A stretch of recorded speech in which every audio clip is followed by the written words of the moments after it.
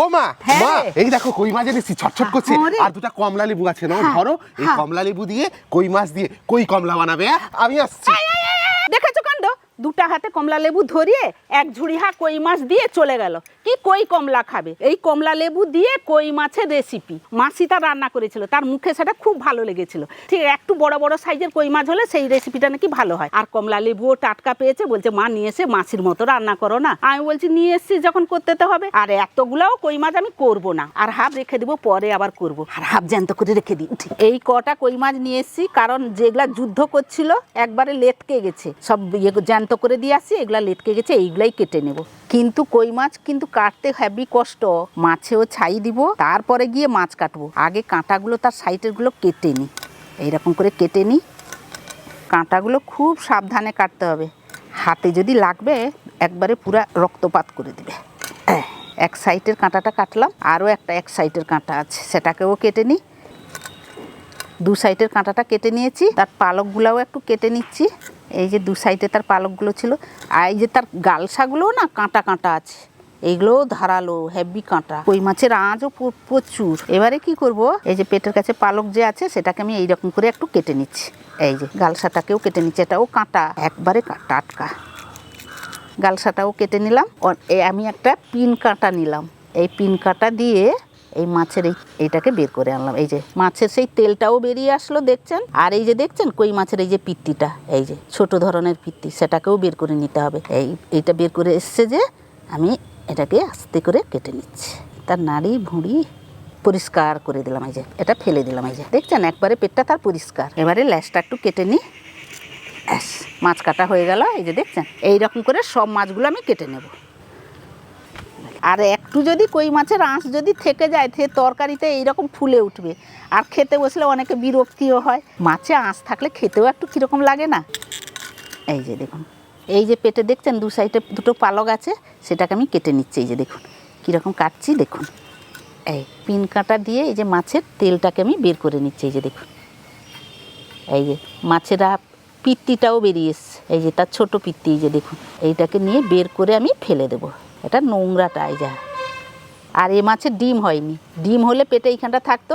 খুব সাবধানে মাছের তেলটাকে বের করতাম। বাস, মাছ বাছা শেষ। চলুন এবারে রান্নার কাজে ফিরে যাই। মাছটাকে ভালো করে ধুয়ে নিয়ে চলে এসেছি। একটু নুন দিয়ে দিলাম, তারপরে হলুদ গুঁড়ো দিয়ে দিলাম, অল্প করে একটু সর্ষের তেল দিয়ে দিলাম। মাছগুলোকে ভালো করে একটু নুন হলুদ সর্ষের তেল দিয়ে ভালো করে একটু মাখিয়ে নিচ্ছি। মাখানো হয়ে গেছে, কড়াই নিয়ে চলে এসেছি। কড়াইটা বসিয়ে দিলাম, আঁচটা জ্বালিয়ে দিলাম। কড়াই গরম হয়ে গেছে, সর্ষের তেল দিয়ে দিলাম, মাছগুলো দিয়ে দিই।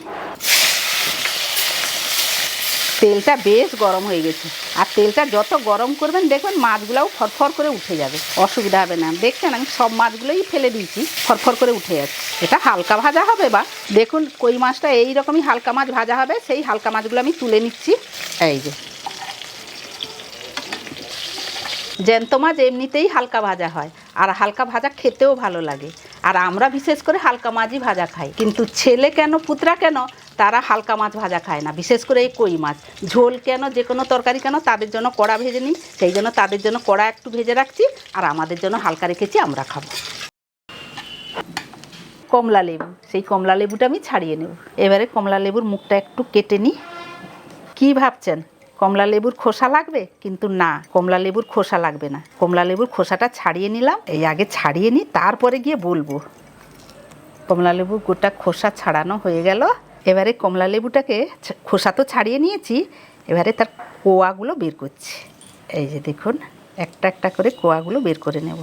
এই রকম করে সব কোয়াগুলো আমি বের করে নেব। কমলা লেবুর সব কোয়াগুলোকে আমি ছাড়িয়ে নিয়েছি। তারপরে আমি কি করব, একটা কমলা লেবুর কোয়াকে নিয়ে মাঝখানে শিরাটাকে আমি কেটে নিয়েছি। এই যে দেখুন, তার এই যে তার ছালটা সাইড করে নিলাম। এই যে তার দানা দানা অংশগুলো আমি বের করে নেব। তার দানা দানা যেসব অংশগুলোই রস থাকবে সেইগুলোই আমি নিয়ে নেব, আর তার ছোবড়াটাকে ফেলে দেব। এই যে তার পাতলা একটা খোসা, সেটাকে ফেলে দেব। এক সাইড হয়ে গেছে, আর এক সাইড থেকেও সেই রকম ধরনের আমি বের করে নেব। এই যে দেখুন খুব হালকা করে বের করবেন, কারণ পাতলা তার যে একটা মানে চামড়াটা আছে খোসাটা, সেই জন্য খুব হালকা হালকা করে দানাগুলোকে বের করতে হবে, রস যেন থাকে তাতে। সব বের করে নিয়েছি, তার পাতলা অংশটাই যা কমলা লেবুর এই যে অংশটাকে এটাকে বাদ দিতে হবে। এটা তরকারিতে পড়লে কিন্তু তিতকুড়ি লাগবে, সেই জন্য এইগুলো সব আস্তে আস্তে সাবধানে বের করে নিতে হবে। এই যে তার এইগুলো দানা, এইরকম করে সব কমলা লেবুগুলোকে আমি ছাড়িয়ে নেব। আর একটাও নিয়ে আপনাদের দেখাচ্ছি, শিরাটাকে একটু কেটে নিলাম। এই সেই রকমই আবারও আমি সেই দানাগুলোকে বের করব। এই ধীরে ধীরে করবেন, কারণ সে নিচে যে পাতলা খোসা ইয়েটা আছে তার, সেটা চলে আসবে। খুব সাবধানে করবে, একটুও যেন তার পাতলা খোসাটা না থাকে। কত কষ্টে যে আমি বের করলাম আমি নিজেই জানি না, তার পাতলা খোসাটা। এতগুলা কোয়া থেকে এতগুলা খোসার মানে বেরালো। আর এই যে হয় এইটুকু জিনিস, এই দুটা কিন্তু কমলা লেবু, এই কমলা লেবুর এইটুকু কোয়া বেরিয়েছে। পেঁয়াজ আর শুকনো লঙ্কা একসঙ্গে বেটে নেব, পেঁয়াজ আর 5টা শুকনো লঙ্কা বেটে নিচ্ছি। এই দুটো মশলা বাকি ছিল বলে আমি বেটে নিচ্ছি, আর বাদ বাকি মশলাগুলো করা আছে। আর এই দুটো বেটে নিচ্ছি, হয়ে যাবে। যা বাটা হয়ে গেছে। আর কিন্তু তেল দেবো না, মাছটা যে ভেজেছিলাম তেলটা অনেকটাই কড়াইতে আছে, সেই তেলেই রান্না করব। এবারে লঙ্কা আর পেঁয়াজটা যে বেটে রেখেছিলাম ওটা তেলের মধ্যে আমি দিয়ে দিচ্ছি। এবারে একটু কষবো, পেঁয়াজের গন্ধটা যাতে ভালোভাবে চলে যায়, একটু কষে নিতে হবে ভালো করে। লঙ্কা পেঁয়াজটা ভাজা ভাজা হয়ে গেছে, এবারে বাকি মশলাগুলো সব এক এক করে দিয়ে দেবো। আদা বাটা, অল্প রসুন বাটা, স্বাদ মতো নুন, আন্দাজ মতো হলুদ গুঁড়ো, এসব মশলাগুলোকেও ভালো করে একটু কষিয়ে নেব। মশলাটা ভালোভাবে ভাজা ভাজা হয়ে গেছে, এবারে আমি মাছটা যে হালকা করে ভেজে রেখেছিলাম ওটা দিয়ে দেবো। আর আপনারাও যদি কাঁচা মাছও দেন ঠিক এই সময় দিবেন, দিলে মাছটা একটু সেদ্ধ হবে।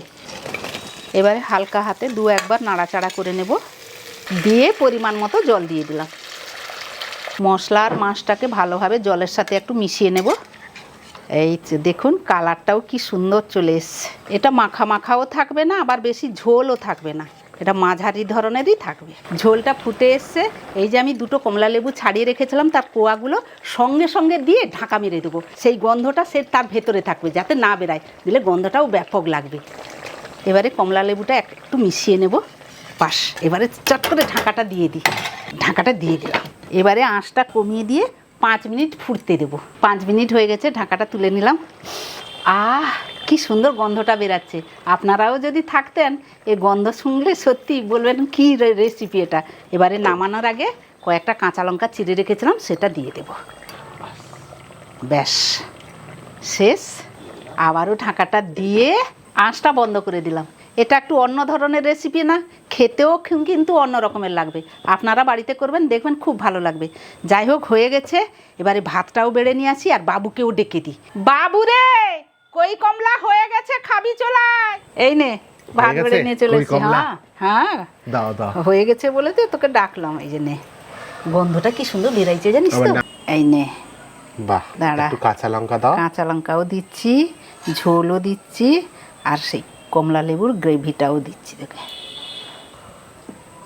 একটু কাঁচা লঙ্কা নিয়ে, কাঁচা লঙ্কাটা ভাতে না দললে যেন মনে হয় খাওয়াটা ঠিক হলো না।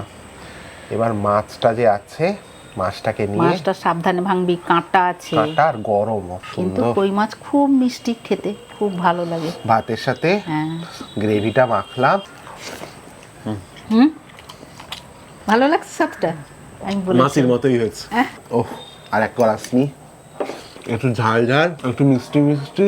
হ্যাঁ, এটা মিষ্টি হবে, কমলা লেবুটা মিষ্টি মিষ্টি আছে। কমলা লেবুর ফ্লেভারটা সত্যি একটা আলাদাই লাগছে, আলাদা লাগছে। আর আজকে সে সব দুটাই জোগাড় করে নিয়ে এসছে, বলছে মাছের মতোই রান্না করে। হ্যাঁ, তুমি একটু খেয়ে দেখো। তার শাশুড়ি মা, মানে আমার দিদির শাশুড়ি মা, সে অনেক রকমের রান্না জানতেন। হ্যাঁ দেখ, ভালো লাগছে সত্যি ভালো, খুব সুন্দর। ঝাল ঝাল মিষ্টি মিষ্টি একটা আন্না ধরনের। মানে আপনারা কই মাছের তো এমনিতেও গঙ্গা যমুনা নিশ্চয়ই জানেন, একপাশে ঝাল একপাশে টক হয়, তাই কই মাছের এই দুই ধরনের ফ্লেভারের রান্না এমনিতেই ভালো লাগে। অবশ্যই বাড়িতে ট্রাই করবেন, দেখবেন খুব ভালো লাগবে। একদিন করে দেখুনই না, ভালো লাগবে। আর গরম গরম ভাতের সাথে খাবেন। জ্যান্ত মাছ সবসময় গরম গরম ভাত, কিন্তু জ্যান্ত মাছ দেখবেন যখন রান্না করবেন গরম গরম ভাতের সঙ্গে খাবেন, তার টেস্ট একটা আলাদা লাগবে। আর বেশি কিছু বলছি না, আজকের জন্য এইটুকু। আবার ফিরে এসেছি অন্য রেসিপি নিয়ে। ততক্ষণ আপনারা ভালো থাকবেন, সুস্থ থাকবেন, আর ভালো মন্দ খাবার খাবেন। এই কই কমলা অবশ্যই বাড়িতে বানাবেন, যেমন করলাম আমি, একবার করে দেখবেন, আর ভালোবেসে সবাই খেয়ে বলবেন দারুণ।